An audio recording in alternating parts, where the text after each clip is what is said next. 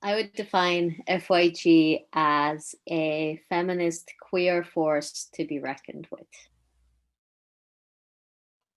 I think that FYG plays a really important role within Europe as we represent so many young people who are members of Green parties and Green organizations across, like from Ireland all the way to Azerbaijan and from tiny Malta where I am from all the way up to Norway. This broad spectrum of young Greens that are being represented within Europe and that are being represented within even like, let's say, bigger to an extent organizations like the European Green Party and within the European Youth Forum, where we can make sure that the voices of these young Greens are heard and that we have a very clear queer voice that is very much for trans rights, and that this links us to our feminism, and also that we're FYG is very aware of how we need to improve or where what areas we need to improve and become better in. And I think FYG has certainly been an inspiration to other European youth organizations in the way we approach and tackle sexual harassment, and in the way we approach and tackle any sort of harassment within the organizations and what procedures we have in place for that. And I think all of these kind of ways we come together and inform each other and keep each other in check and improve our politics is super inspiring within FYG, within the broader Green family in Europe, and but also beyond. So I think the top win last year for FYG, in my view, from my position as co-spokes, was that we managed to ensure a very smooth transition between many mandates that were ending at the same time. And so we had, a new Secretary General, Oscar, who was amazing, and also an almost completely new executive committee where there was only one member who had been previously on an executive committee, and that was Antoine. But we also had a lot of new staff members joining, and at the same time, not only was there a lot of change for FYG, but within the Greens, right, at the European Parliament level, for example, there was a lot of new Green members of Parliament, which is amazing because there's also a lot of young Green members of the European Parliament now that we could work with. But so we were seeing so much change around us in terms of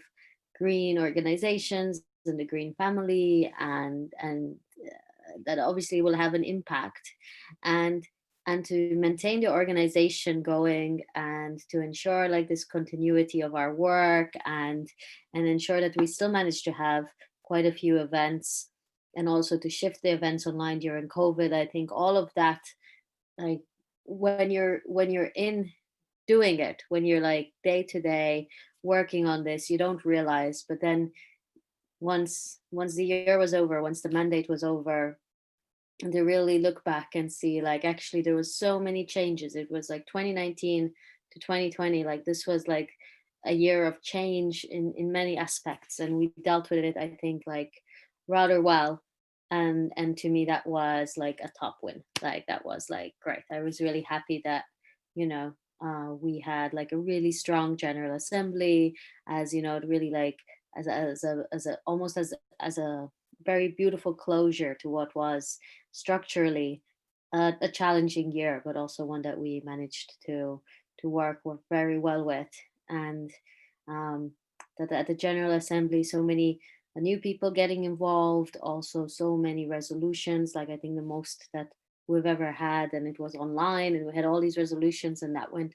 It was amazing to see the involvement of so many of our members on these resolutions and during these political discussions, and this was really fantastic. And this kind of thinking informs my priorities, or say my challenges, or what I view as challenges for now this year, my second mandate. We started because of COVID discussing a lot more mental health of volunteers, mental health also of staff members, and what are the ways that we can adjust our structures and adjust our culture to ensure that FYG as an organization is accessible to as many people as possible. And accessibility means so many different things, and really you can perhaps never be truly fully accessible. But I think that a priority for this year would be to start to set some things in motion, some more discussions on racism and the ways it might manifest within a youth organization in Europe, but also to look at accessibility at different levels, but particularly at the moment, considering all our online work. Accessibility means that we care for the mental health of all our volunteers and staff members. As a candidate for the 2019 European Parliament elections for the Maltese Green Party,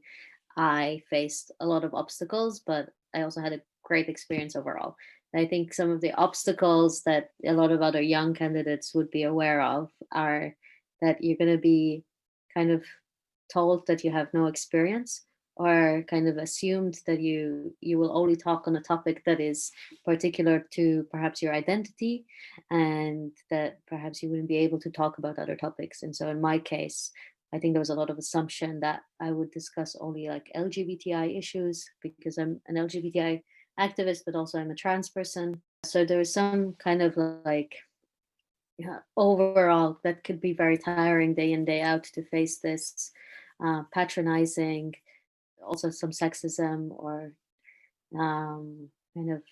confusion about my gender and stuff like this, like not only within like within the campaign itself, amongst like other candidates from other parties, or like with like the media and stuff like this, but also then sometimes within your own party, like these could be some like real challenges. Like to say a few things to young people who want to get involved in politics, but in this kind of politics, in electoral politics, which is, I mean, you can get involved in politics in so many different ways. But when it comes to electoral politics, I think that one thing that was really helpful to me was having a team, a support team, like my friends, other young Greens that were, you know, super excited that I was running, really happy to have me as a candidate, and really to remember that you're representing, right? You're representing a green movement. You're representing young Greens, um, and this kind of makes it easier because, you know, there's like a whole load of other young Greens around Europe who have been fighting the same fight and working together, also then as young candidates. And so I had support at the European level through FYG's Young Candidate platform, but I also had support locally through the Young Greens here in Malta, and this is what made it, you know, possible to do this campaign. And so make sure like you know, to have a team that believes in you, that's excited, that wants to plan with you and come up with cool ideas, and that will push you to really um go go for it, to be brave, to be bold, to say things that no one else is saying, to not always stick to the like strictest party line, but go beyond that if necessary. I think another thing I would say is to be as prepared as possible, as strategic as possible, to plan ahead, to think of all potential consequences and obstacles, but also to be ready to make decisions like in the last minute that might be good for your campaign, and that might, but also particularly might, you never know when an opportunity arises where you can really show and you can be really clear what the Greens are standing for. And so to not ever be afraid to speak up and be like make your voice heard on on a number of issues. And in my case in Malta, this was um, I saw the opportunity to speak a bit about abortion, and I took it even though the Maltese Green Party does not yet have a position on abortion. But to me, this was really important to say something, because there was a lot of discussions happening locally that were really, really hurtful and really harmful to young, to women and other people who have had abortions, and this was really concerning. And so, you know, yes, you've got your manifesto, and yes, you have your um, political strategy to follow, but sometimes you need to also just follow your heart and think about the people out there who, you know, are also existing in this same sexist patriarchal, um, xenophobic, racist world, and how to do best for them and how to be a voice um, for them also. I think that the critique that green movements are exclusively accessible to activists who can afford to work for free, or who have a very particular privileged background is fair. I think we see this across other movements as well, and so not particularly only the green movement. When it comes to FYG, I think that if we want to have more people from various backgrounds involved at various levels of the structures, including within our executive committee and within various volunteer positions, then we should start a discussion and consideration on remuneration. So whether some of these positions could even be paid something small, and to to value young people's expertise and value young people's time given to the movement. And perhaps in general we should it's part of our broader politics. We need to be discussing and talking more about what work is, and right, the value of work, but also the value of free time, and how we can start to recognize that, and value volunteers free time. And so when FYG and other Greens talk about universal basic income, I think that is one way where politically we want to change that structure of how of people's quality of life and how they get to decide what they do. And so I think that's a kind of like two approaches, right? Like, so on a political level, continuing discussions about universal basic income and other such measures to ensure quality of life of all people in society, so that we have the free time to enjoy, to spend, and to offer to causes that we really care about, and to movements. And on the other hand, decentralizing a bit our own structures, supporting our member organizations to organize more accessible events, can be another way. My idea is to make FYG's internal organization more feminist. I think we need to start like being more aware and talking more about like intersectional feminism. And so we'd recognize, like, I'm going to use some catchphrases here, but like, it's not feminism if it's racist, and it's not feminism if it's ableist, and all of this kind of stuff. So really, like, I think like we've made great strides as an organization, and these have been like developed over the years in terms of how like even queer inclusive we are, and even just looking at kind of the people, the representation who's in power within the organization, it already starts to give an indication that there has been a kind of shift within the young greens of like mentality. But I think, yeah, the next step is what I've been discussing already about like accessibility, and here also like beyond like mental health and taking care of each other, but also all kind of accessibility for various disabilities. And then, as I have mentioned before, like actually having serious discussions about why FYG is so white, why FYG is like main, majority of FYG EC members, volunteers that are in more powerful positions like leadership positions or coordination positions are white. I'm really happy to be part of an organization is willing to have these conversations and willing to do this work. I think it is brilliant and amazing.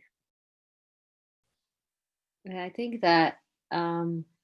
green policies have a lot of solutions to offer on the European level when it comes to the COVID-19 pandemic. The green calls for free abortion, like, and access to reproductive health care for everyone is it's like would already go one step towards addressing some of those systemic inequalities towards women in particular. So that's like one pillar to me that's really important, which is, well, let's say, related to feminism, but also to human rights. And then I'd say another pillar that the Greens are really obviously known for is obviously related to the sustainability, and making Europe more sustainable. This would have been a crucial moment for us to really kickstart, or for Europe to kickstart much greener policies when it comes directly down to to facing the climate crisis as well. But on a European level, or like on a politician level, or like our parliamentarians, I expect them to be even more busy than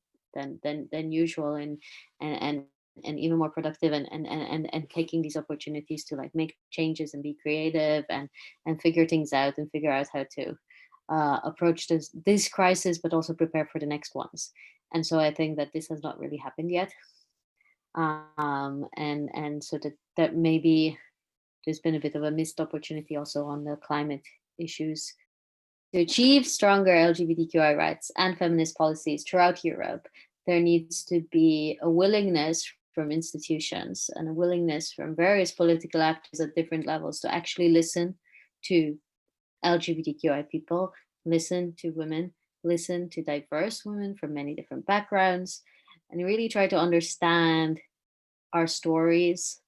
how our lives are impacted by the current policies and by the current lack of recognition of human rights in various European countries. And for yes, I think the community needs to be involved in policy making, and that's the only way you can have really strong policy making. Like if if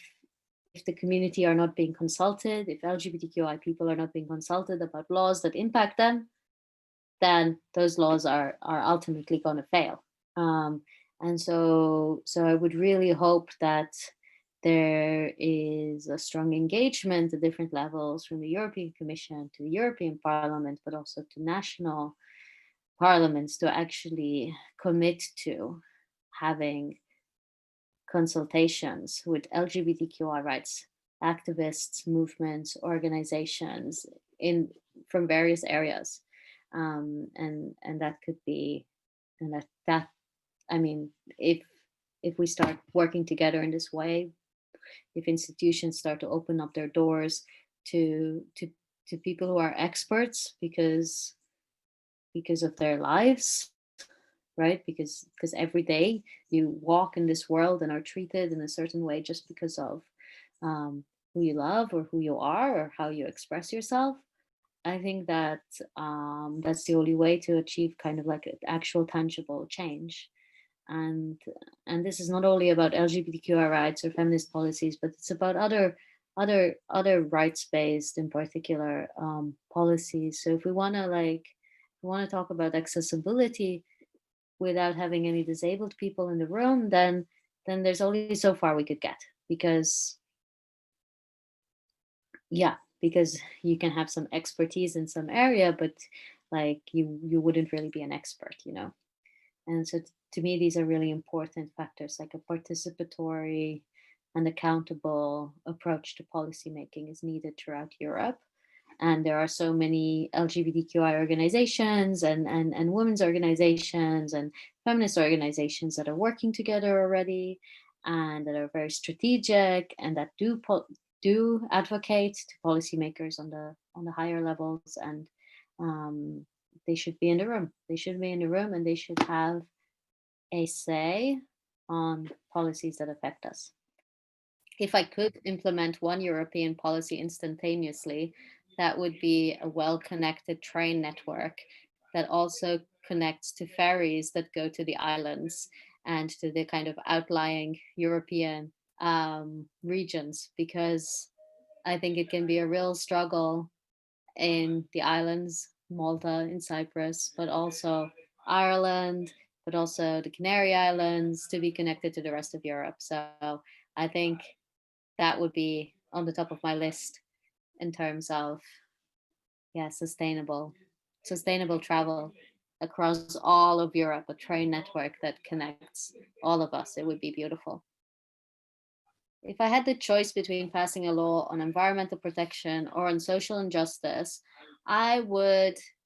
pass a law on social injustice. I would pass a law on housing, or more affordable housing, and yes, and better rent protection for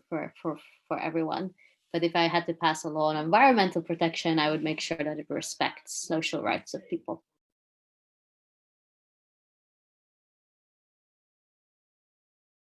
If If I had to choose between pineapples or meat on a pizza, I would obviously have pineapples on my pizza. Yeah.